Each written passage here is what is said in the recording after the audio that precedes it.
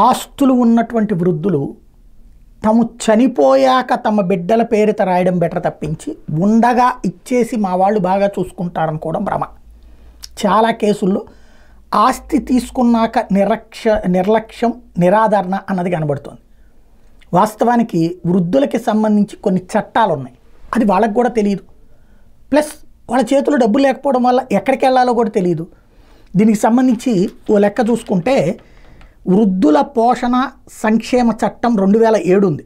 దీని ప్రకారం తమని తాము పోషించుకోలేని పరిస్థితుల్లో ఉన్న వృద్ధులు తమ పిల్లలు లేదా మనవళ్ళు లేదా మనవరాళ్ళ దగ్గర నుంచి మెయింటెనెన్స్ పొందొచ్చు. 60 ఏళ్ళు పైబడిన వాళ్ళంతా ఈ చిట్ట పరిధిలోకి వస్తారు. పిల్లలు లేకపోతే ఆ వృద్ధుల ఆస్తిని అనుభవిస్తున్న బంధువులకి పోషించాల్సిన బాధ్యత ఉంది. ఒకవేళ ఎవరు ముందుకు రాకపోతే సీనియర్ సిటిజన్ ట్రిబ్యునల్లో పిటిషన్ వేయచ్చు, లేదంటే ఆ సీనియర్ సిటిజన్స్ తరఫున ఏదైనా ఎన్జిఓ కూడా పిటిషన్ దాఖలు చేయొచ్చు. అప్పుడు ఆ ట్రిబ్యునల్ పిల్లలు బంధువులను పిలిపించి 90 రోజుల్లో మెయింటెనెన్స్ ఇవ్వమని చెప్తూ ఆర్డర్ ఇస్తుంది.